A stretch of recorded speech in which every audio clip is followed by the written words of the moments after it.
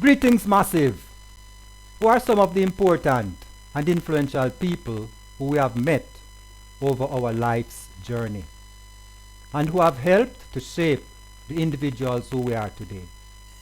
Hi, I am Lascelles Butchgard Chen from the Greetings Massive Show, coming to you live on Jamaicans.com from East Africa with a very special guest for today. But before we begin today's show, I want to give a shout out to my good brother Omari and his wife Sipe, who own and operate iCurio craft shop in Moshi, Tanzania. They also have nice hotels and facilities to take care of you when you're in Moshi. So please stop by iCurio shops in Moshi, Tanzania. This young lady, her name is Jacqueline Wambui. And I want to say greetings, Jackie. Greetings, Yeah. Brother Butch. Well, no, the history of it is that when I arrived in East Africa, my first home was in Kenya. I spent over 7-8 years in Kenya. And when I got to Kenya in '89, I met some young people. When I say young, I mean people like finishing high school and going into university. And one of them was Jackie. Now, I can honestly say that of all the 8 interviews that I am doing, Jackie represents the youth.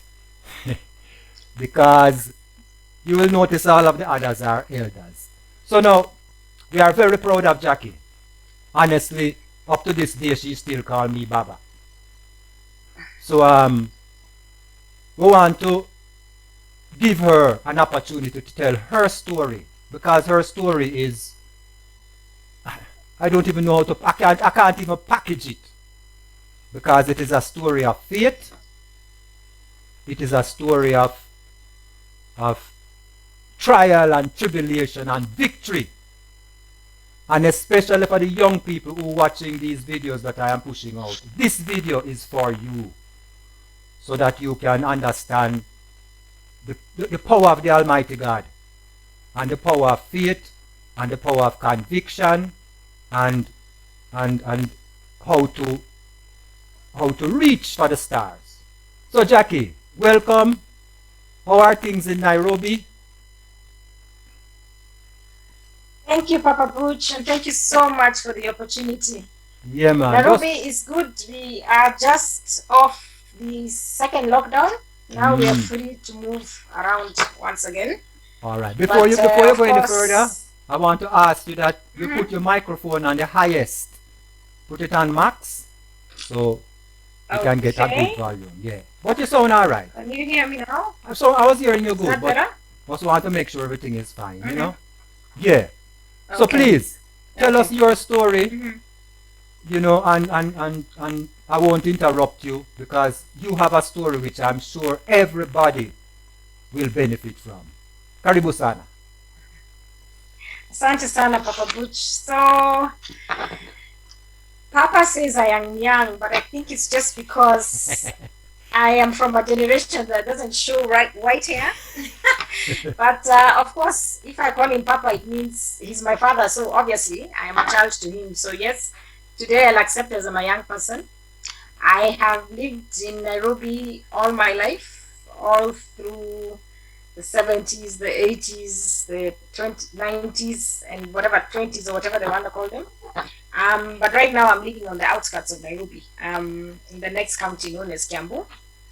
I am a mother of 4 boys, 4 lovely boys who actually are my strength. They're the ones who made me reach where I am today, actually. That's what I could say, because there's a point and turn in my life where I had actually literally given up. But with the good support system that I have and the fact that I'm a mother, I was able to push on. So I schooled in Nairobi. I even high school, college, everything within the city. And I trained actually as I did what they call tours and travels. I wanted to travel and see the world. That was my wish actually. But unfortunately, when I did the exam, I failed in one test and I wasn't able to graduate in that class. So I was just there. And you know how it is these days. Even young people will attest to this.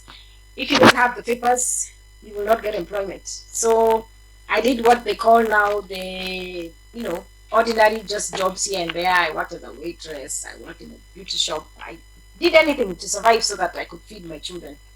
And at this point in time now is when I got to know about the 12 Tribes of Israel organization. That was in the early 90s. And the people who were telling me about it were brethren who actually I had been raised seeing them just around the neighborhood. And most of them would tell me, there's this organization, please come. And I'd always be like, I don't think so. Because, and I remember even there's one I actually asked, Brother Levi Bukalos, I asked him, do you really think there's somewhere where someone like me would be, But eventually, actually, Brother Leonard now he managed to convince me, and I came, and I actually attended a dance. I remember it was a senior dance, and that is how I got to know about the 12 Tribes of Israel. And shortly after that, I stood as Sister Reuben second. And of course, through the years now, I became Sister Reuben first, which is now my function to date. And actually, Papa Butch, this is very nice because this year I'm celebrating 20 years since I joined, and I was written as a member. Boyaka! In June. Boyaka! Boyaka! In June. Yeah. In June 2001. So here I am now, 20 years later, testifying that that the work is the work, and that we are going to continue with the work, just as the prophet told us. So through the years, like I say, we call it in Nairobi, we like to call it hustling. It's just hustling. It's not something I'll say I had a big, nice job that had a contract, but I was just doing jobs here and there, and I was able to survive. I was able to leave home, take care of my children, live on my own. And then in 2004, is when I started feeling sick, and I had this illness that I didn't know what it was. It's sort of like a cold, ihoma, as we call it in Swahili, just a common cold, I thought. But it was quite serious because it wasn't going away. It kept coming back, and I would get sore throat, and I would, I'd feel tired, I'd feel weak, and I really didn't know what was going on. And what I would do, because I was working in a beauty shop that was actually adjoined to a pharmacy, I would self-medicate a lot. I would just go and talk to my colleague and tell him, you just give me something to treat whatever is ailing me. But I'd finish the medication, and I'd go back to him and tell him, I'm still not getting better. And one day he told me, why don't you go and see the doctor? And I asked him, why should I? Are you telling me you don't believe that your medication will work? And he said, no, the symptoms that you're showing, I think it's good if you see a doctor. So grudgingly, I went, very grudgingly, by the way. And at this time, I had spent so much money on medication. I was literally now almost broke, even asking my parents to assist me. And the doctor I saw actually was very good. He tried treating me also, I'm in and out of the facility. And it was a private doctor. I remember his consultation was quite high. And I wasn't getting better, basically. And the nurses one day suggested that I should take a HIV test. And the first thing I asked her is why? Why should I? And she said, because, the symptoms you're showing show that you might have, those days they used to call it AIDS, by the way, Papa, which it wasn't even HIV. Why you look like somebody? So again, gradually, I took the test. And in those days, it wasn't the way it is these days, like the rapid test. I had to wait 45 minutes, I remember. I remember that day I wasn't feeling well, so I actually literally fell asleep on the doctor's exam table, and I told them that the results come out, you guys wake me up and you let me know what's happening. And as I was waking up, I remember the nurse telling the doctor, Jackie has agreed to take the test. So at least you have, you're a stepfather. And he was like, yeah, I was also wanted to suggest that to her, and it's good you did that. So let's wait and see what the results will say. So I woke up and the doctor told me here the results. I remember this envelope, which I'll never forget, came out with a felt paper. Doctor reads, doctor says, Jackie, you've tested HIV positive. So I looked at him like for 2 split seconds. And I had this flashback now to the father of my 2 children, who had, when he passed away, we were not together anymore. But what I heard at that time was that he had a very serious chest infection. Those are the days when nobody used to talk about AIDS. Nobody would say, I have AIDS. Nobody would even, most people didn't even know what AIDS was, especially me. I thought AIDS was for gay men in a place like Uganda. And I've never been to Uganda, so there's no way I could have it. And it would be people who are promiscuous. I'm not promiscuous, so there's no way I could have it. And these are the questions I was asking the doctor. So how is it that I could have gotten HIV, And luckily that doctor was so good to me. He spoke to me for almost 3 hours. Me asking him this, me asking him that, him trying to answer the questions. And eventually he referred me to a facility where I would go and get further care, because he was a private doctor, and of course there was no way he would be able to prescribe to me medication, because at that time the medication for HIV, of course, was very expensive. So he wanted me to enroll in a place where I would get free care. So I agreed to do that, and I had to disclose now to my family. I had to disclose now to members of the 12 Tribes of Israel. And of course I was terrified. I was like, really? Surely? And I remember even asking the doctor, so this AIDS, did it really come from Jah, or did it come from Satan? Obviously, he couldn't give me all the answers I wanted. But of course, I had to decide what I needed to do in my life. And when I went now back home, I remember that night I didn't eat well, I just slept. And the following day, because the doctor was treating me with medication that contained sulfur as a prophylaxis, I didn't know I was allergic to sulfur. I needed it. So I started reacting. My skin started getting, sulfur reactions. I started getting blisters and what. And it starts off as a rash, And so my husband quickly ran to my mom's place, because where I was staying actually was very close to her. She quickly ran to my mom's place and told her, no, you have to come and see Jackie, because really, there's something wrong. There's something out of the ordinary. So when I woke up, I found my mom sitting next to me. And she asked me, okay, I've been told you're unwell. What's happened? What did the doctor say this time? And that's when I told her, Mom, I've tested for HIV, and I've tested HIV positive. And she was like, oh, okay. Very calmly, my mom asked me, so what are you planning to do? And I told her, okay, since those are the days we used to hear that AIDS kills, I told her, so since AIDS is going to kill me quite soon, it's better if I move back home, so that if I'm dying, I die now when I'm at home. And we packed my things and everything and Tukarudi now to my mom's place, to mama's place now. Because surely, Butch, this is what I'm reading. Every story I read says, you develop HIV, you get AIDS, and you die. So in my mind, this is AIDS, because I'm so weak, I can't eat, I've lost my appetite, I have this rash. So this is AIDS, this is where I am. And when I went back home now, my father came into my room and he asked me, so what did the doctor say? And I told him, and he said, I know you're going to be okay. So if my father said that, Papa Butch, who else would discourage me or, make me not, Baba, my son, I'll be fine. So I'm Jackie, going to be fine. Jackie, I want to intervene right here, because you touch on something which we cannot just pass over quickly. The love of the parents. We are parents. I'm a parent, you're a parent. So we understand that we can never give up on our children. So I want to say big up, Mama, big up, Baba, because Jackie is very close to us. And we're glad to know that the parents at that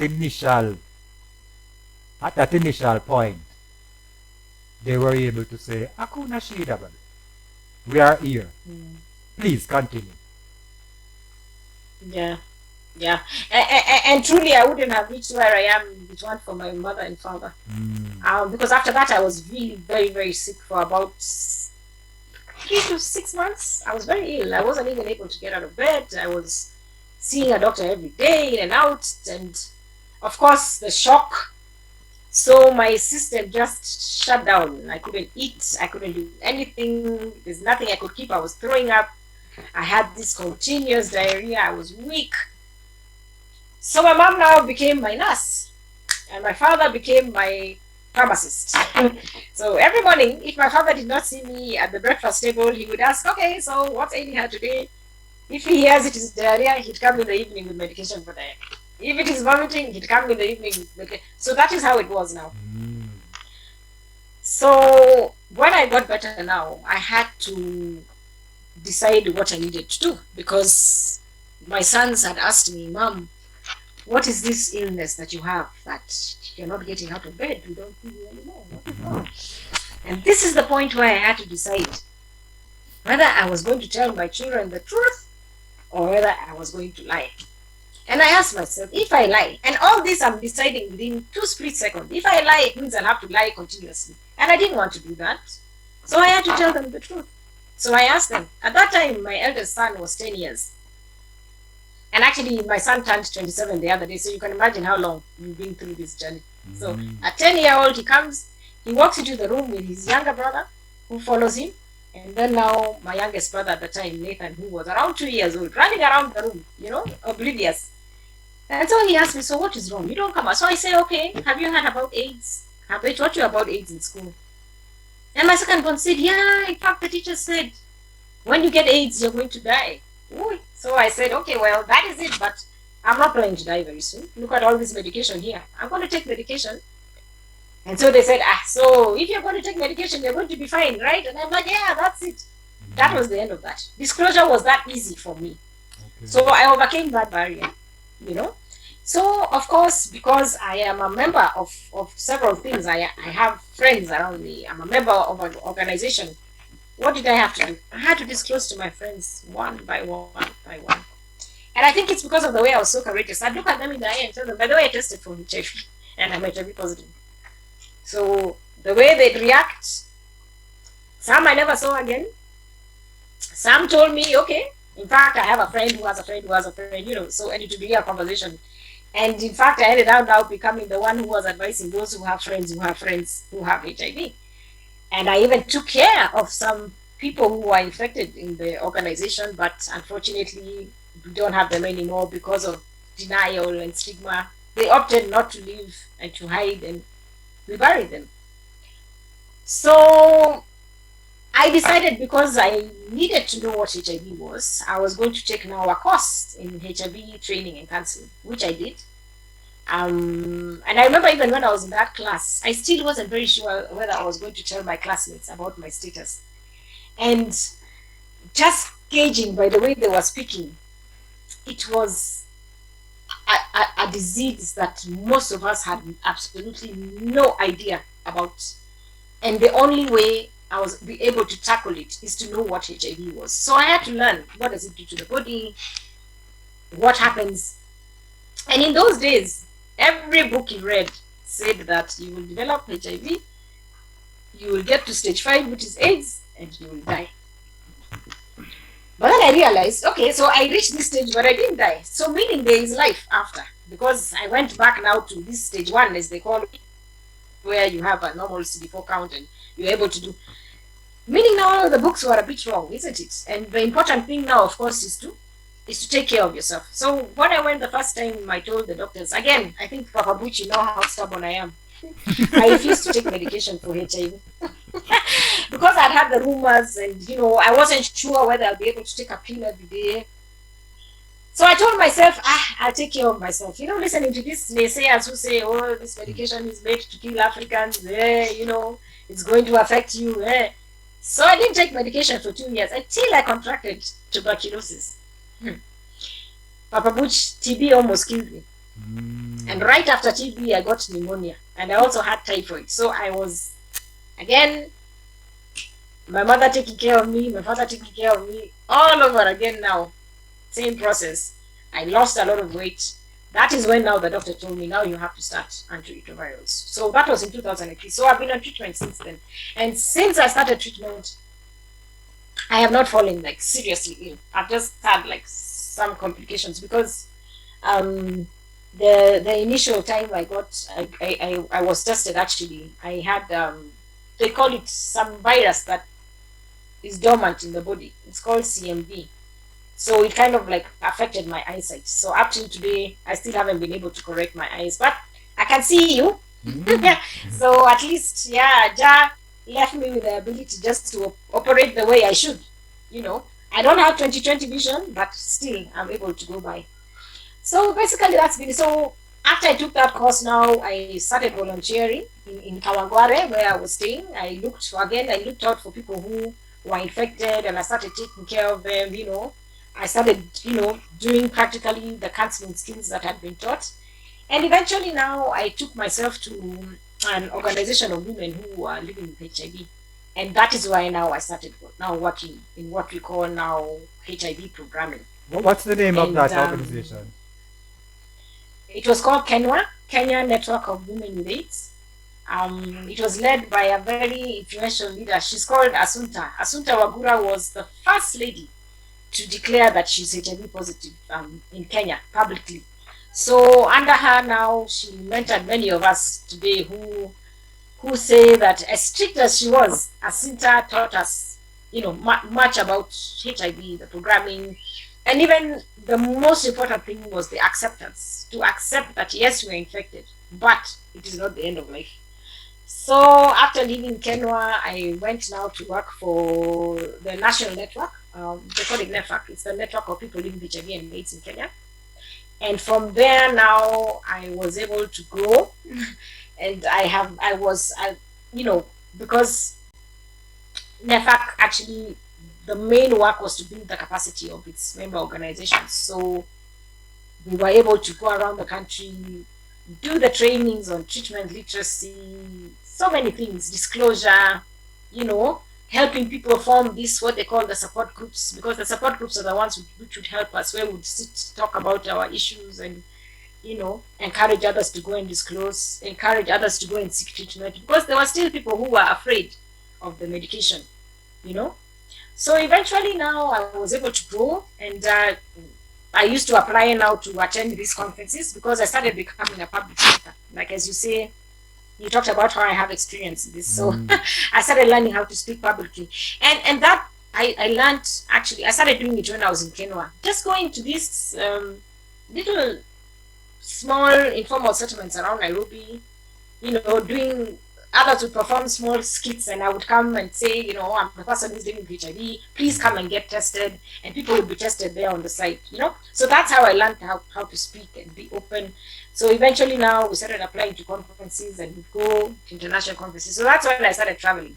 And that traveling now, from the time I got my first passport, in fact, sometimes I say I regret it. I feel that, like, how many pages of visa, now on my second passport, visa. Just traveling around the world, telling people that HIV is, we want to be treated as normal people. If there is treatment, we need the treatment. We don't have to beg for it. We are asking governments, please give us treatment, stuff like that. So when I went to South Africa now is when I was discovered now by my current boss, who I call Kenley. Kenley is based in Zambia, but Kenley had me speak. And he said, this is the kind of person I want to join my team. So right now I'm working for a regional based organization. It's called Africa Treatment Access Partnerships. And it's a network of HIV treatment advocates. So what we do is advise policymakers on the issues of treatment for people living with HIV.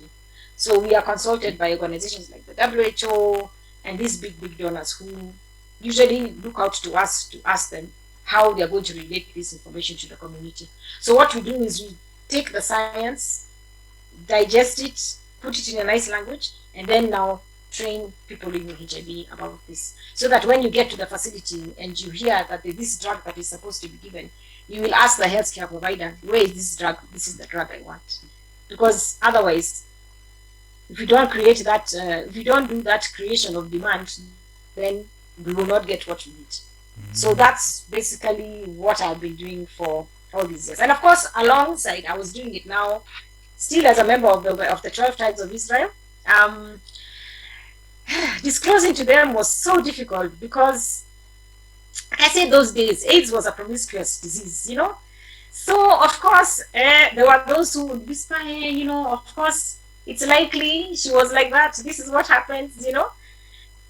But boldly, I continued, and even when I would testify, I would say, yes, you know, I've reached this year, I've been taking this medication for this long, you know, and for what I know, if it were not for the faith I had in the Father, I wouldn't be here where I am today, because I had reached a point, Papa Butch, where I would just wake up and I couldn't move because I was so weak.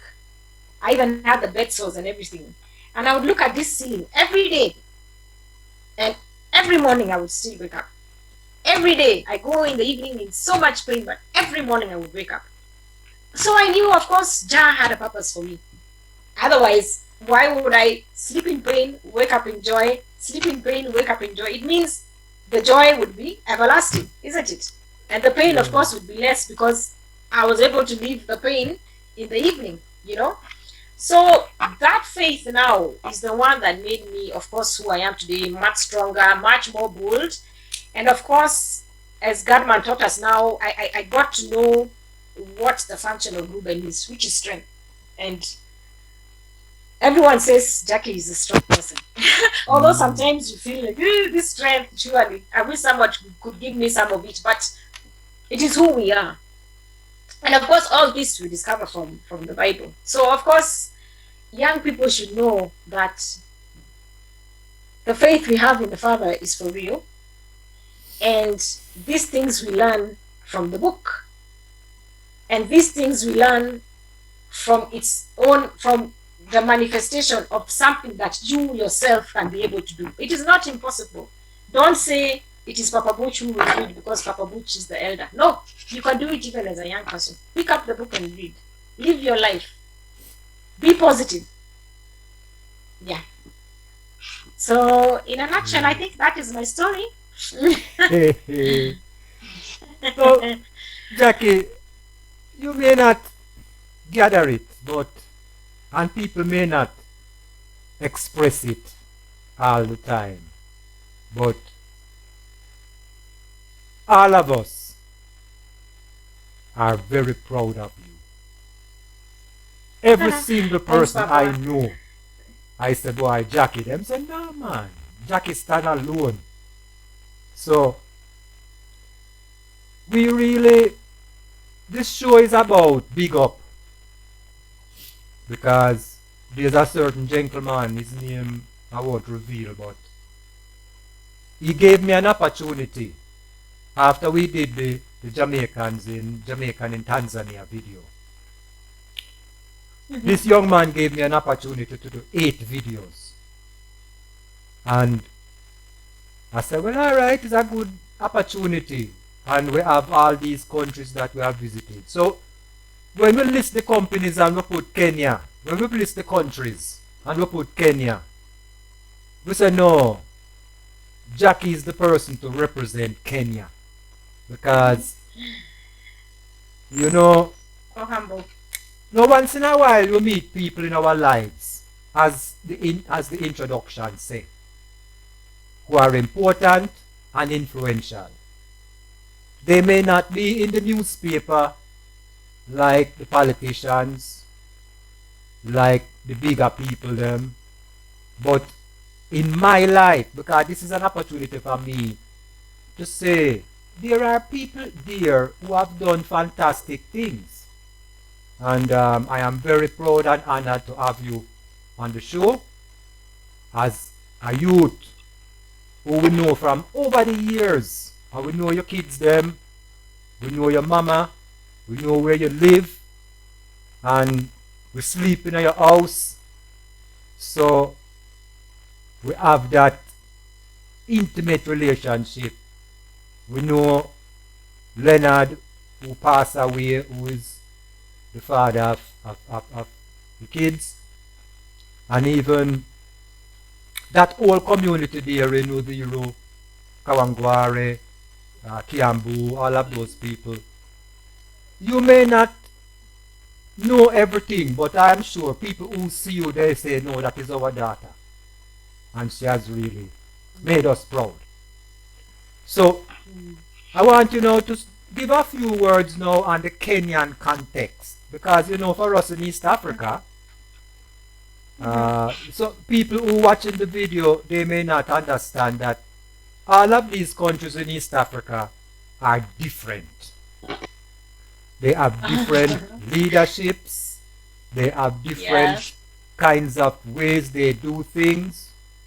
But in the 32 years I've lived this side of Africa, Kenya stands as a shining example in most every aspect of life.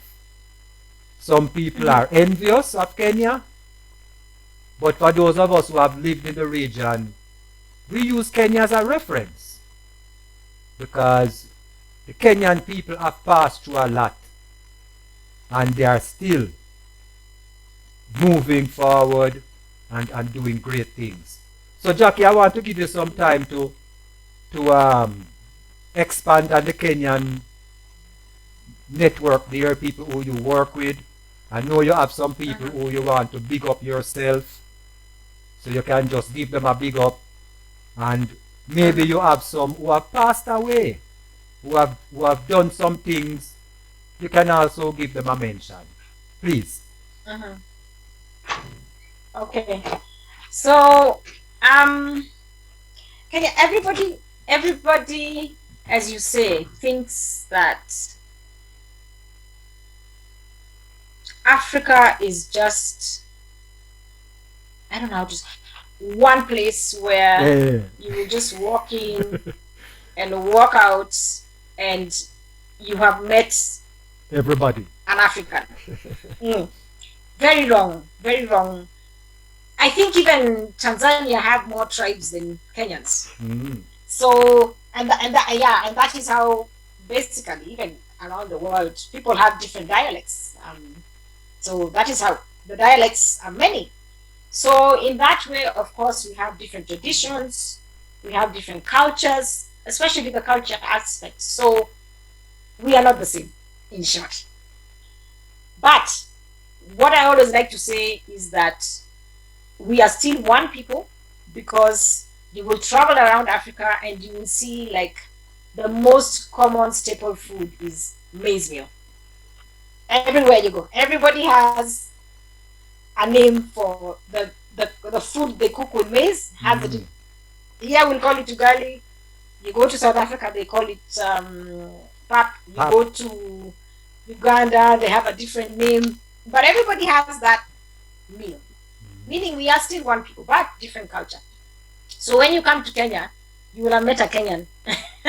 But again, we are also different because we also have different dialect, different culture, different tribe, different everything. And that's sometimes, I would say even for Kenya, is almost a disadvantage because we were classified that way in our tribes.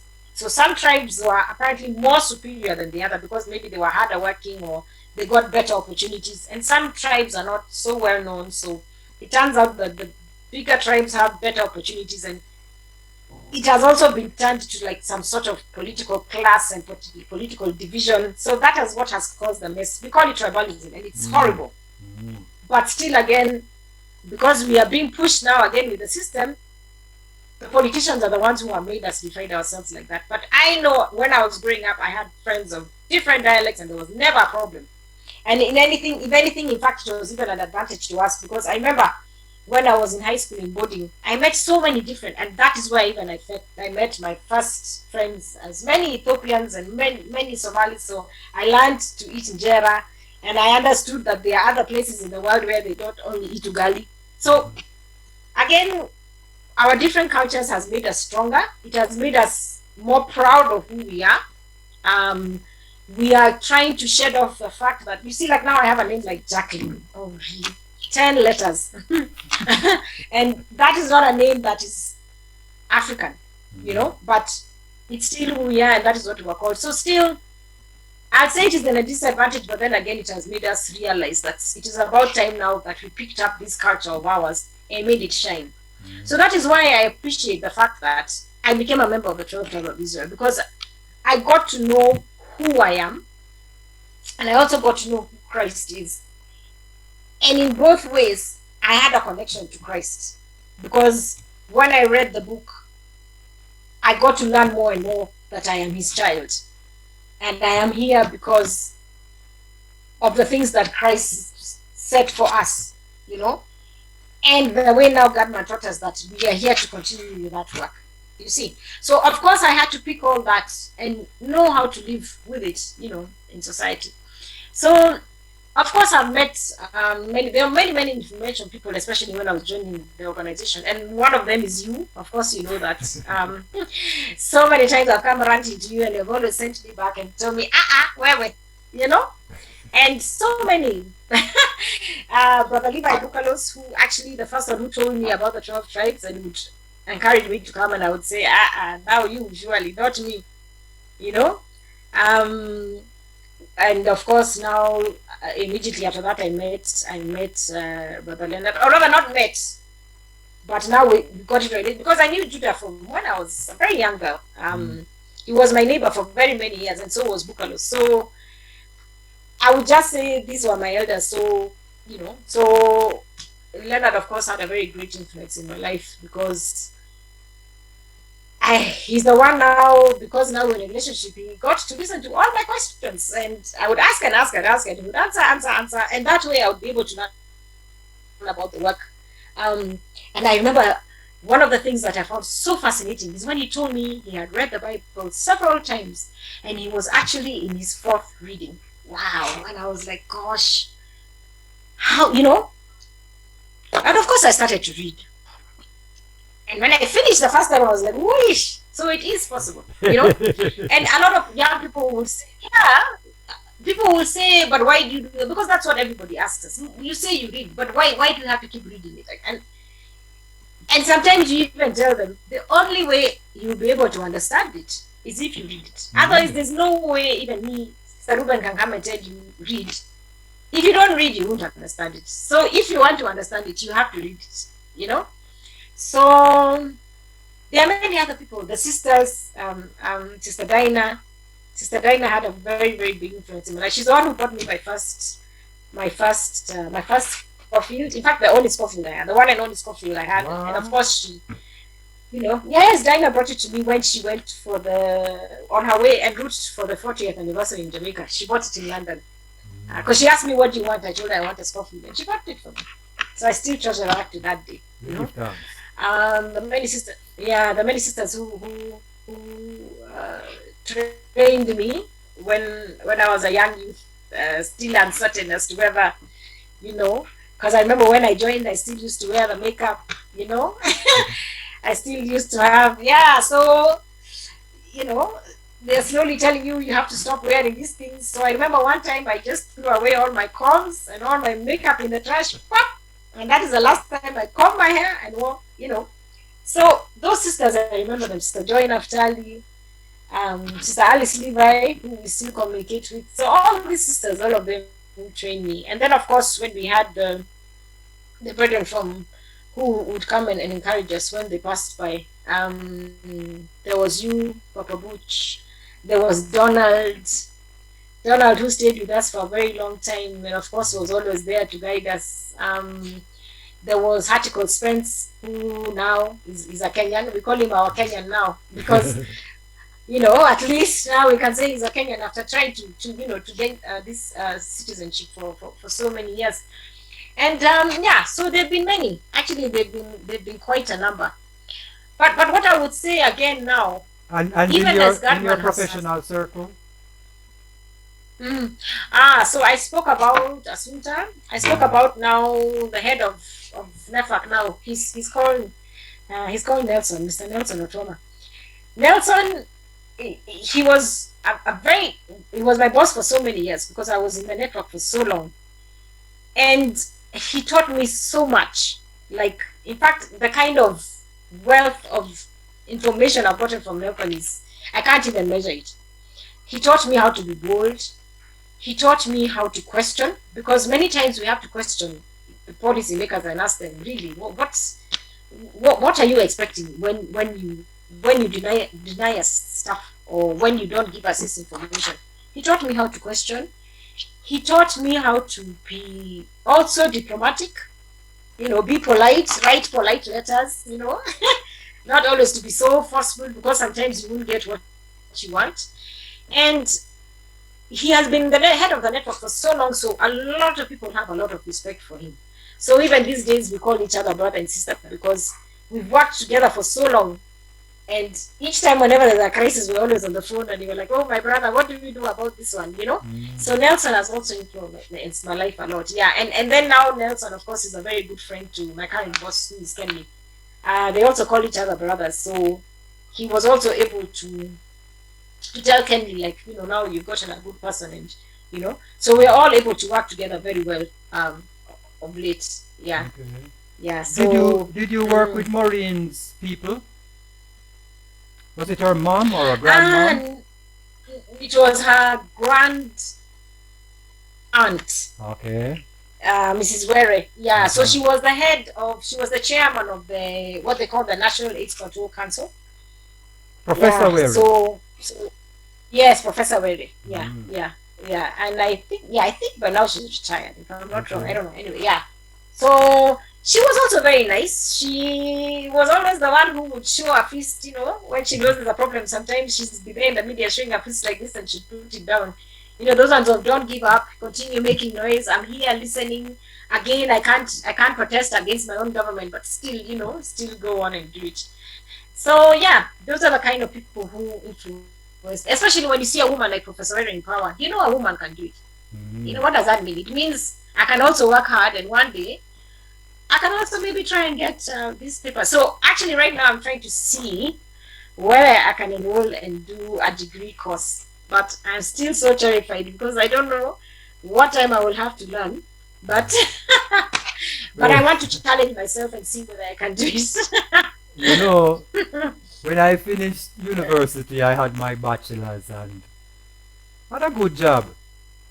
So my cousin encouraged me and said, "No, you go for the masters, Yeah, because no. people in my office, all of them have MBA. My uncle has his PhD. Me, I am there as a first degree." I went and I enrolled. Honestly, my youth, 2 weeks, Tosha. 2 weeks. Yeah, For because, real. for real, because when you work in banking and finance, Uh-huh. and I was the operations manager, you can't really plan your time. Anything can happen.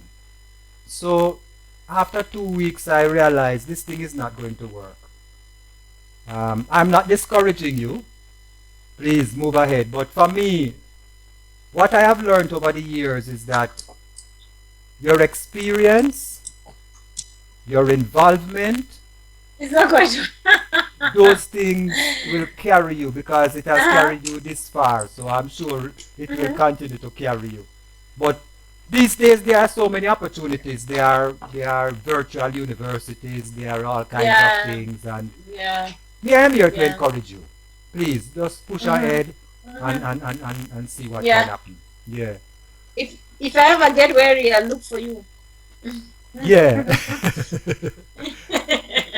I want to give you some time to pay respects to those Mhm. who we have lost, because life is short, and Mhm. in every country you have burial grounds. And when at the end of life, it is just who you know and what you have done that may carry for a generation or two. So it's Mhm. always good to remember those who have influenced our life and who have passed away. So we're going to give you a few minutes to Mhm. pay respect, because it is very important, and we have to keep certain fires burning. Please. Mhm. Mhm. Of course, the one man I will pay homage to is the prophet, God. I always envisioned how I would meet him, and I would just listen to everything that everyone tells me. Because everybody I met would tell me, Godman said, Godman said, Godman said. So I always wanted to hear what did Godman say for myself. But unfortunately, he passed away in 2005. So that is the one person I would say, give thanks and really give thanks for the influence that he had in my life. And I always really, really give thanks to him because he gave the opportunity to women. Because the other Rasta don't. So we are there, we are the front, we are beside the brethren, we are not on the back. So I really give thanks to that. And actually that is what made, like I say, made me more bolder, because I realized that if I have this opportunity to stand up and testify who Christ is and all that in front of a congregation, I'll be able to do it with even as easy as ABC, And I remember there's one particular overseer, brother Levi. I always used to tell him, man, this microphone, man, it's so difficult. And he always used to ask me, Jackie, how can you fear a machine? It's just a machine, just a machine. And these days when I tell him, and he tells me, look at you now, you're a public speaker and you're the one who was so terrified of the mic, So these are the kind of influences we talk about, this God man. And then there's also former brother Reuben first. His name was JDL. JDL was, we call him a clown because he was never sad. JDL was always very happy, and he always made sure wherever we were secure. He was one of the toughest security people when, amongst the brethren at that time. So I really give thanks for JDL, because JDL so many times, even financially, he helped me, especially now when, you've reached your 12 dues and you don't have that 10 shillings or that 20 shillings, you don't even have a bottle to bring to the HQ. I would always go and stand next to him and tell him, oops, I have 5 dues less. He would really, complaining, but he's still putting his hand in the pocket and giving out to me, So I really give thanks for Brother JJ who passed away under very horrible circumstances. I give thanks to him. And then also there are these two sisters, former sister Isacha, first sister, there was her, and there was also a sister Benji, who again, we tried to take care of them also, but they fell sick and they became worse, and at least by the time we tried to intervene, it was too late. So I will always remember Sister Benji and Sister Isacha, especially Sister Isacha, because I took care of her. I made sure she was getting all the medication she needed, and apparently at that time she had TB. So actually that is why I contracted my TB from, because of course at that time I wasn't on antiretroviral, so I had no protection whatsoever. And what did I know? Of course, I couldn't restrict myself from taking care of her. If she needed to get cleaned, I would clean her. If she needed to, to go out and lay in the sun, I would do that for her. So those are the two sisters who I remember to date. And then, of course, you've spoken about Leonard. Leonard, who I knew Leonard even when I was in primary school, wearing primary school uniform, and because they were just right next to where we were staying there in Kangwai. So I knew him for so many years as this Rasta, And at those times, Rasta was something I didn't even think that I would ever be associated with, So that's the time she's telling me, you come even, we have dances, and I'm like, I don't even listen to reggae, Here I am these days, I can't even listen to any other music apart from reggae music, So he is the one actually who now had the turning point in my life, because I was able to stay in the organization and I was able to, to follow now with his guidance, and for him, of course, that one I'll be eternally grateful, Who else is there? And that family, lost along the way. That family has suffered because even Andrew passed away. So we pray for the Gashushas. Yeah, Andrew passed away before passed away even before Leonard. Yeah, it's unfortunate, but no, the Gashusha family is a close family to us and will always be. Yeah, and they hosted us for quite some time. They hosted us the organization for quite some time. And the one dance I'll never forget is the dance. Remember the dance that we had in the rain with all the matope, and you played for us music with your cassettes. Yes. You remember? Yes. And my son now, who is 18, was I think 3 months old. But I removed him from the baby cot and we came to dance that night. That is a story me and Sister Levi, Alice Levi, will never forget, because also her baby Sarah was very young. We carried our babies with the baby cots and we came to dance. So that is one thing now that we appreciate. These families also who made sure that Israel was going to continue to function. You know? Of course, I remember even those elders before us, those are the ones who are still alive, the ones who have passed away. There's Brother Fred Joseph. Yeah. Fred is just Fred, you know. Fred was really militant, would call and ask, why haven't you come? I haven't seen you in a few days. What's going on? You know? I remember calling Fred, my eyes, I can't see. How will I read? I don't think I'll function as Sister Reuben second. No, there's nothing like that. No one says that you. He just told me, I'm not going to take. You're not going to step down anyway. We spoke for some time, and the conversation ended, and I began to see again, and here I am. You know. But imagine if I had given up at that time. You know. So there's also Brother Elias Levi, who we still keep in touch. Former immediate former overseer. Still also very strong. The one who told me that a microphone is only a machine. I shouldn't be afraid. Yeah, he also led us for quite some time. Of course, the current overseer, Brother Reuben, who, you know, I've known also for quite some time and also has had particular influence in my life. Also, you know, I just give thanks. So, I think so far, those are the ones I can remember at the top of my head. Yeah. You know, I am so happy, Jackie. Honestly, you know, you and I go way back. Way back. Way back. Way back. It's like even one of my own daughters, you know, achieve and we get to share in the glory. In Jamaica, we have a saying, what falls off the head falls onto the shoulder.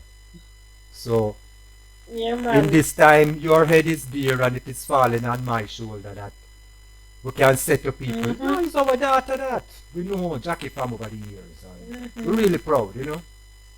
So, in closing, because this has been a very good interview, in closing, I want to pass greetings to your parents.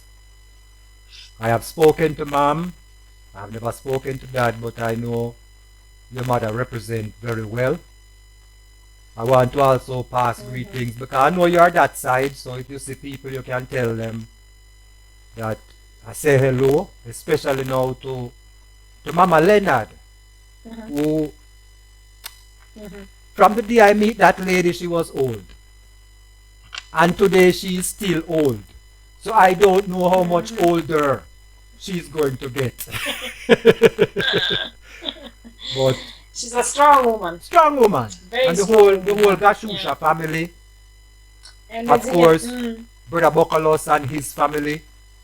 You know, we have certain people that side of Nairobi who we know we can always knock on their door. Sister Dinah is that side also. So, for the young people, I hope that you have gotten some positive vibration from this interview. Our sister, our youth here, she has just carried us through a life which we could actually make a couple movies out of. And young people should understand the importance of those 3 F words: faith, family, and then now you have to deal with how you now push forward, how you go forward. So your faith, your family, and your friends, you know, don't lose sight of that side of your life. We get up every day chasing after the almighty dollar because we know We have to pay the rent, and we have to buy the food, and we have to pay for this and pay for that. But at the end of the day, let us not forget faith, family, and friends. In Sister Jackie, I have faith, because we have been together. I have family, because she's my daughter. And we have friends, because at the same time, she's my friend. In Africa, we say, this is my sister from a different family. Yeah. Sister from another mother. Another mother and another father. So Yeah, man. we have that link. So we want to leave the last word to you, Jackie, because in this interview you're representing all the people in Kenya, all the good of Kenya, all our friends and family and everything in Kenya. And we are just next door here in Moshi, but the COVID is there and the travel restrictions are there. We're hoping that soon we'll be able to cross the border again and greet everybody there as we usually do once in a while, and, you know, rekindle that fellowship and get some time to pray together and enjoy ourselves together.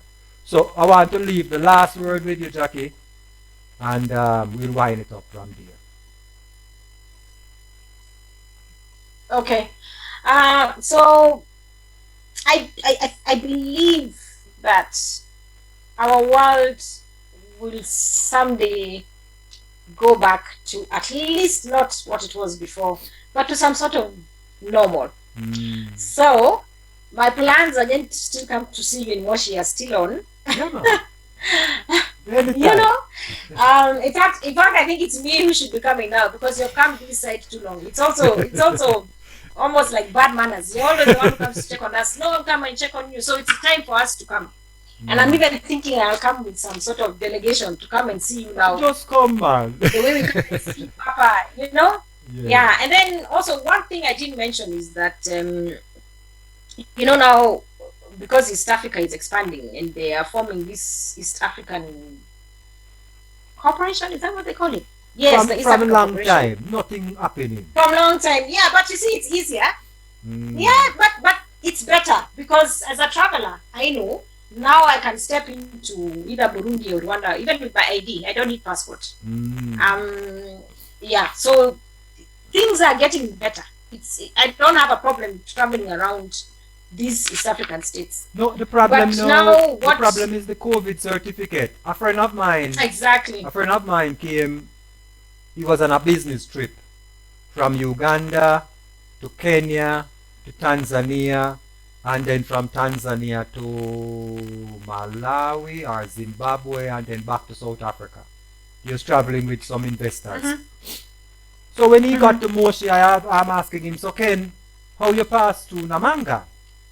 He said he got his certificate at AMREF, and it's a 72-hour thing. So he had to come now into Tanzania, get another one, to leave Tanzania and go to Malawi, and hoping that they will not, because they have to stop the plane in Malawi to refuel. It's a single prop plane.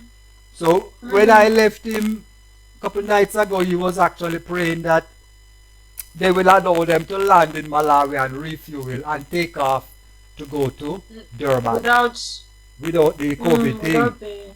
So, and it is expensive. In Tanzania here it is like $60, $50 to get that test. Yeah, even here. Yeah. So, you know, they'll take advantage. Because soon that test, in fact, it should be free. They're just taking advantage of, because right now, mix up, this system is just strange. Anyway, but like I say, I know, and I don't know where I'll say it's fortunate or unfortunate. Fortunately, COVID is also a virus, just like HIV.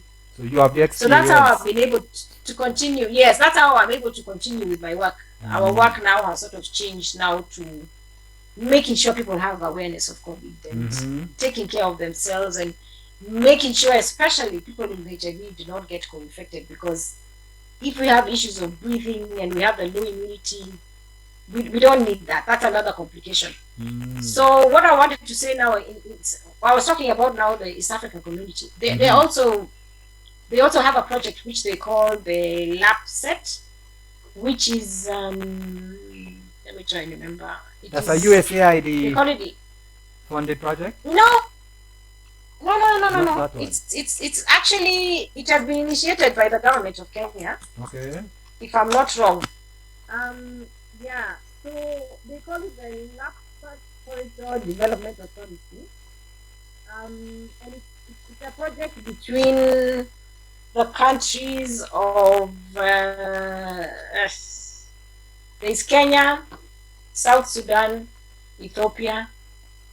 Yeah, I think those three. Okay. Yeah, so LAPSET actually stands for Lamu something, Ethiopia, Lamu Port, South Sudan, Ethiopia Transport Corridor. Oh yes. So actually, see, you've heard of it. Yes. Yeah. So that one now, that's the one now that is building the road from Moyale to Bagamoyo. No, not Bagamoyo. Yes. To Addis Ababa, because it's actually supposed to go up to. This is part of the road from Cape to Cairo. Yes, Okay. yes. So it brings together Kenya, Ethiopia, and South Sudan. So it has a port in Lamu.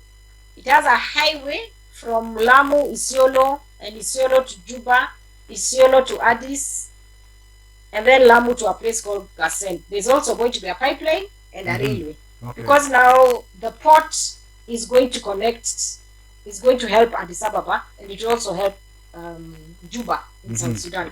Because as you know, they are landlocked. Yeah.